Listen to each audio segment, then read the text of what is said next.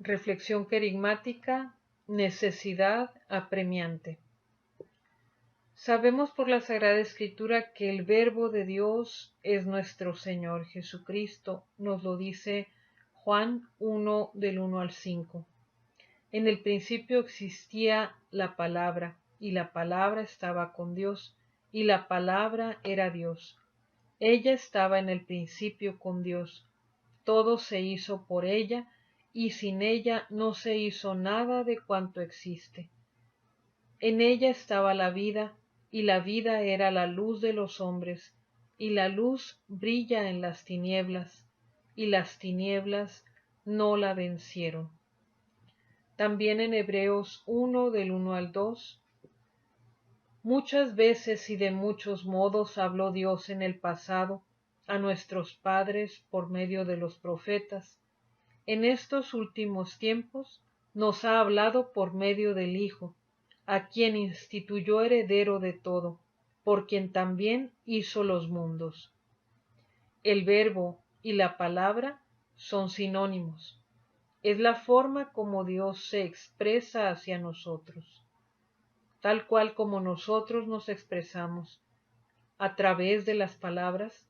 El Señor se expresa a través de la perfección de su palabra, la concretización de la palabra en una persona divina, la segunda persona de la Santísima Trinidad.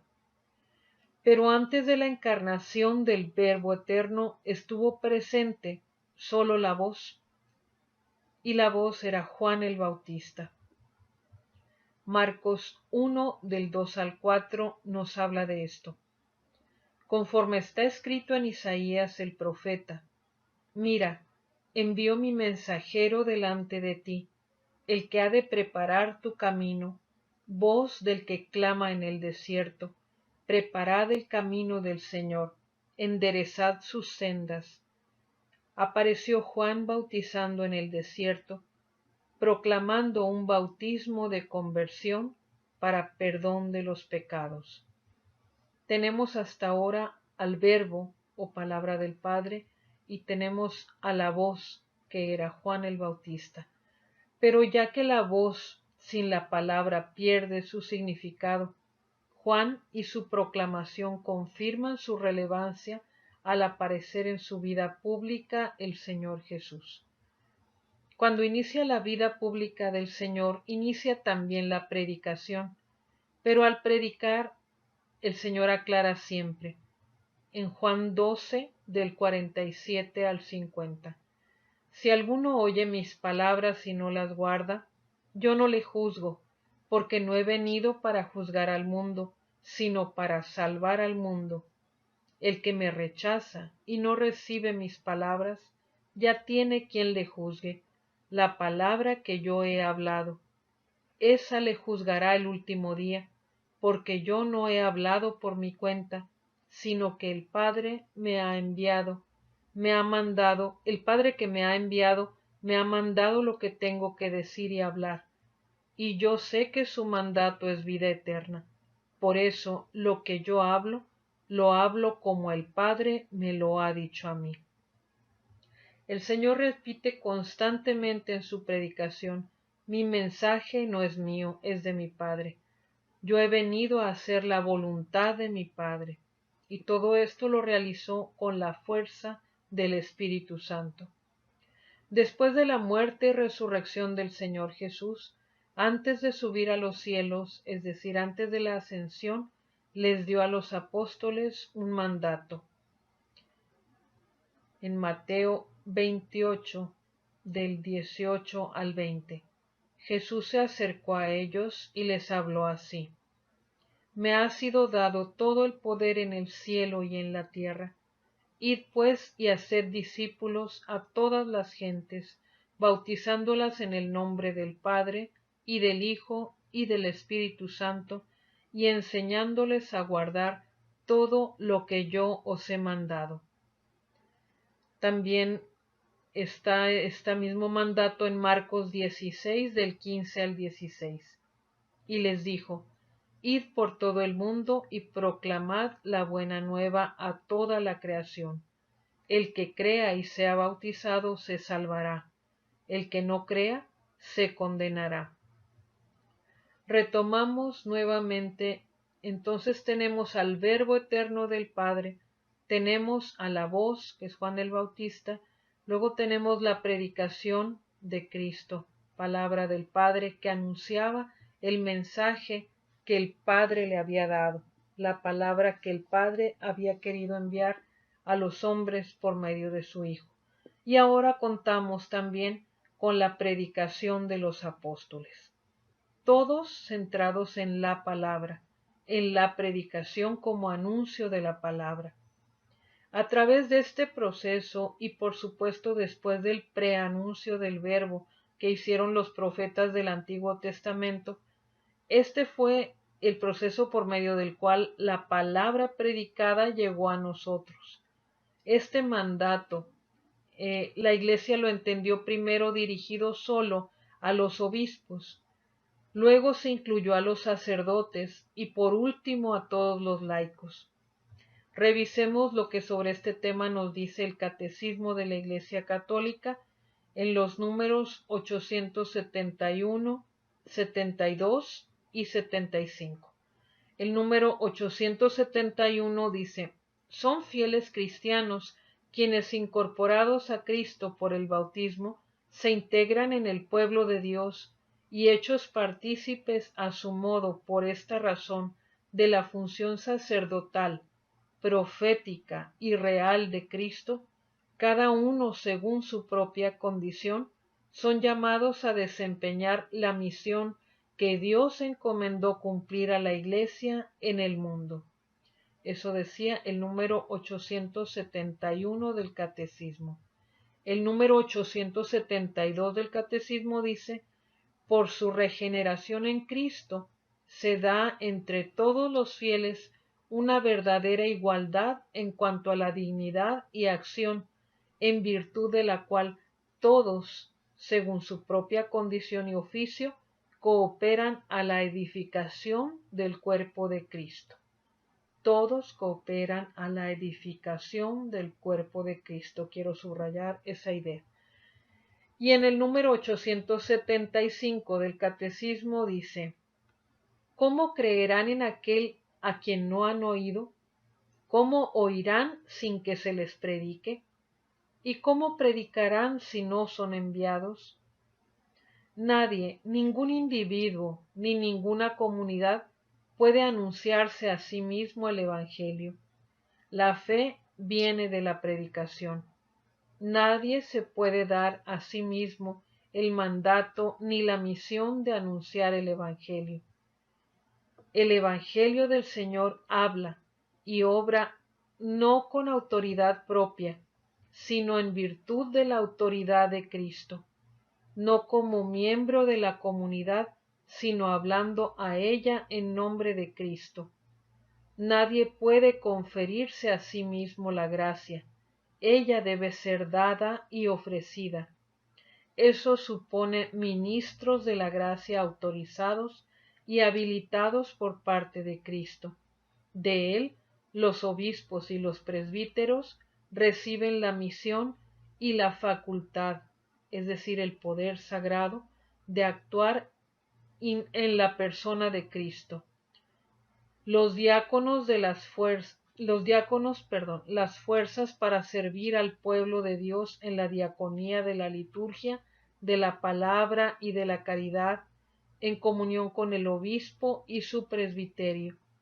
Este ministerio en el cual los enviados de Cristo hacen y dan por don de Dios lo que ellos por sí mismos no pueden hacer ni dar, la tradición de la Iglesia los llama sacramento. El ministerio de la Iglesia se confiere por medio de un sacramento específico. Aquí hablamos obviamente del orden sacerdotal que tiene su plenitud en el obispado, en la ordenación episcopal. Y estamos hablando que los obispos y los sacerdotes son los ministros ordinarios del anuncio de la buena nueva del Señor. Pero el resto de los fieles, nosotros los laicos, en tanto estemos sometidos a la autoridad del Papa, a la autoridad del obispo, podemos también, con la autorización, por supuesto, del señor arzobispo, con la que, gracias a Dios, nosotros contamos y por eso realizamos esta actividad, podemos también participar de la predicación de la Iglesia. Podemos también, de alguna manera, contribuir a satisfacer la necesidad de que la palabra de Dios siga siendo anunciada. Esto no es algo nuevo, esto no solo lo tenemos en los últimos documentos de los que se hablan sobre la predicación.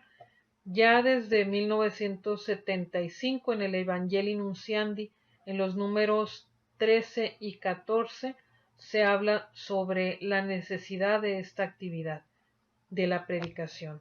Dicen lo siguiente, el número 13 dice: quienes acogen con sinceridad la buena nueva, mediante tal acogida y la participación en la fe, se reúnen pues en el nombre de Jesús para buscar juntos el reino, construirlo, vivirlo.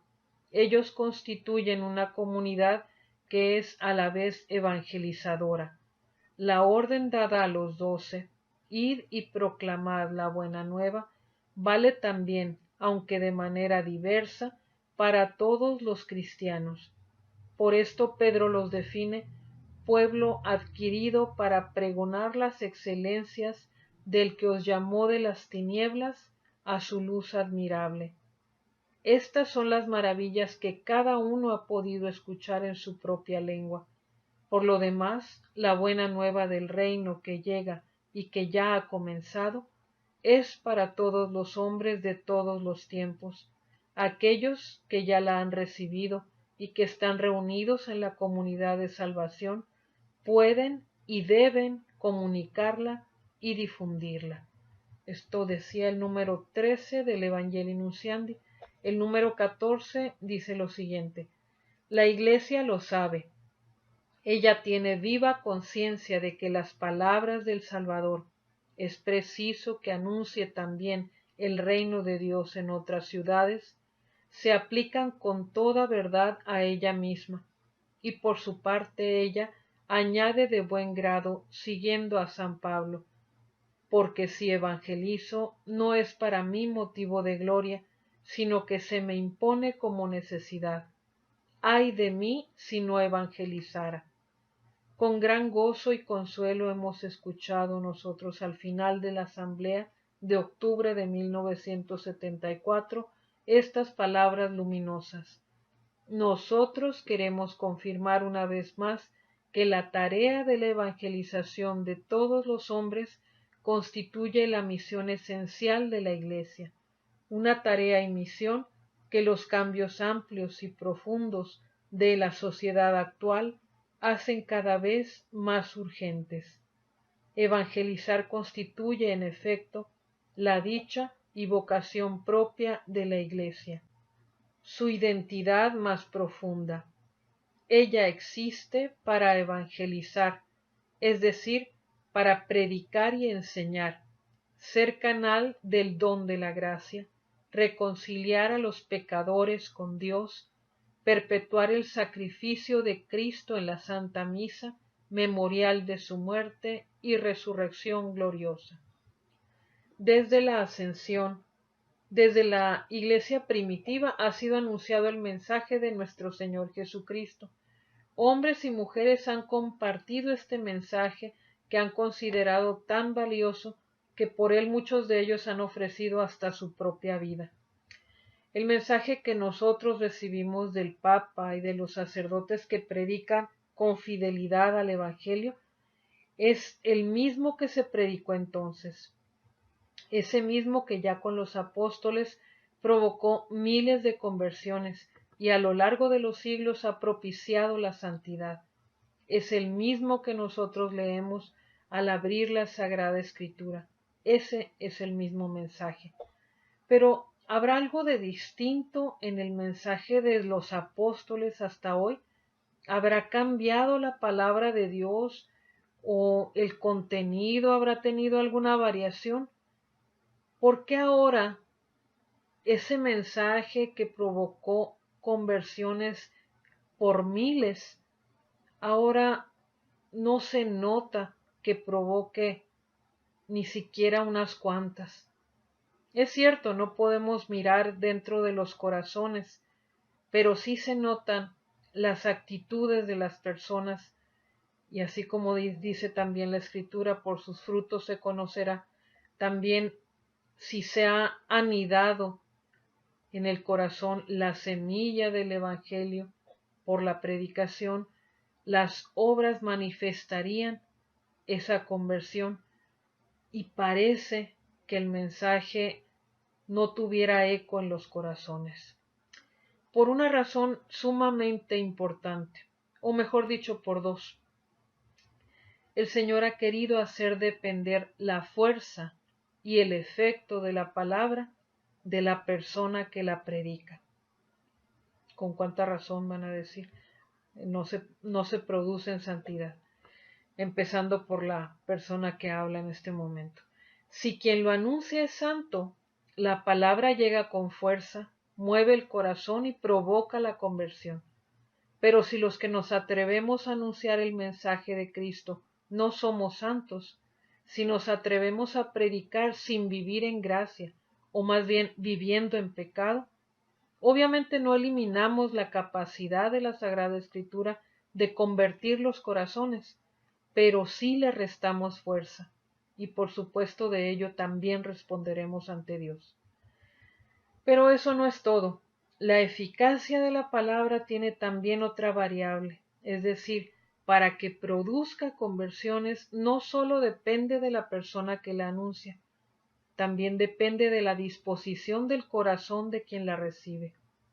Si esto no fuera así, no habría convertido el Señor Jesús a todos los que escucharon su predicación. ¿Quién mejor predicador que él? ¿Quién más santo? Y sin embargo, no convirtió a todos. Quizás viendo nuestra realidad, valdrá la pena hacerse la pregunta, ¿para qué tanto esfuerzo si son tan pocos los que prestan atención a la predicación? Y peor aún, si habiendo estudiado la palabra somos oyentes olvidadizos, que hoy lloramos por un mensaje conmovedor y mañana nos olvidamos de aplicarlo a nuestra vida. ¿Cuántos años escuchando predicaciones, recibiendo charlas, clases, ejercicios espirituales, y la palabra de Dios, que se define a sí misma como espada de doble filo, que penetra y divide la entraña, según dice Hebreos 4:12, no ha penetrado aún en nosotros de manera que nos cambie interiormente? Retomamos un trozo de uno de los sermones de San Agustín, el sermón 23, que dice lo siguiente: dichosos nosotros si llevamos a la práctica lo que escuchamos y cantamos, porque cuando escuchamos es como si sembráramos una semilla, y cuando ponemos en práctica lo que hemos oído, es como si esta semilla fructificara. Empiezo diciendo esto porque quisiera exhortaros a que no vengáis nunca a la iglesia de manera infructuosa, limitándoos solo a escuchar lo que allí se dice, pero sin llevarlo a la práctica. Son palabras de San Agustín. Pero nosotros en nuestra propia vida vemos con tristeza que no hemos dejado a la palabra actuar en nosotros. Todo nos llevaría a pensar, ¿para qué predicar? Abandonemos la predicación. Sin embargo, tenemos la exigencia del Señor Jesús en la Sagrada Escritura, que nos dice en Lucas 19:40. Os digo que si éstos se callaran, gritarían las piedras.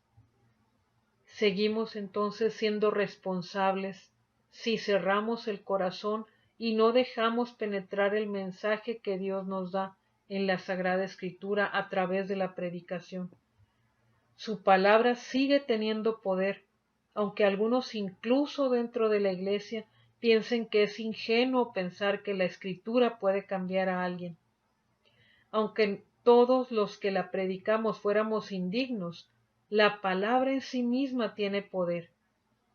Dice el libro de Isaías en el capítulo 55, versículos del 10 al 11. Como la lluvia y la nieve descienden del cielo y no vuelven allá sin empapar la tierra, sin fecundarla y hacerla germinar, para que dé semilla al sembrador y pan para comer, así la palabra que sale de mi boca no vuelve a mí sin resultado, sin haber hecho lo que yo quería y haber llevado a cabo su misión.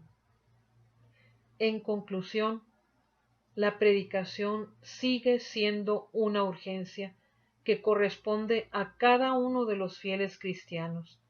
No es privilegio ni responsabilidad de un solo grupo de personas, llámense obispos, sacerdotes, religiosos. Es un deber que atañe a todos los cristianos. No significa que tengamos que cambiar nuestro estado de vida, pero sí implica que estemos en constante formación para dar razón de nuestra fe en el momento en que sea necesario. Ahora más que nunca se requieren cristianos católicos formados, con una fe fuerte y sólida, anclada en el conocimiento y consciente de su misión dentro de la Iglesia, y por supuesto sometida siempre a la autoridad de la Iglesia. Sería muy fácil evitar la predicación por miedos, por respetos humanos, por cuestiones políticas o por cuestiones sociales, líneas de pensamiento actuales que se oponen a la revelación y que hacen creer que ella es anticuada, obsoleta o irracional. Claro que todo esto lo piensan los que no tienen fe, los que no aman a Dios y aquellos que se dejan llevar por corrientes de pensamiento que les parecen atractivas y le dan más crédito a esta clase de teorías que a la misma palabra de Dios. Pero nosotros no podemos decir que amamos a Dios, como dice Primera de Juan 4:20, si no amamos a nuestros hermanos. No puede haber una verdadera conversión si no hay un real interés por la salvación de las almas. Y ya que Dios quiso hacer depender la fe de la predicación, ésta se volvió necesaria permanentemente para la Iglesia. Más aún, se volvió una necesidad apremiante. Por eso, y a pesar de todo el contexto que nos rodea, a pesar incluso de la debilidad de aquellos que nos atrevemos a predicar el mensaje, pedimos al Señor que nos haga conscientes de que es esa nuestra misión como cristianos, dar testimonio de nuestra fe, primero con nuestra vida, pero en el momento en que se necesite, en el momento en que se requiera, también con la palabra. Que el Señor nos conceda ser conscientes de nuestro papel dentro de la Iglesia, para que habiendo aceptado al Señor y a su palabra, siempre la pongamos por obra y la compartamos a los demás.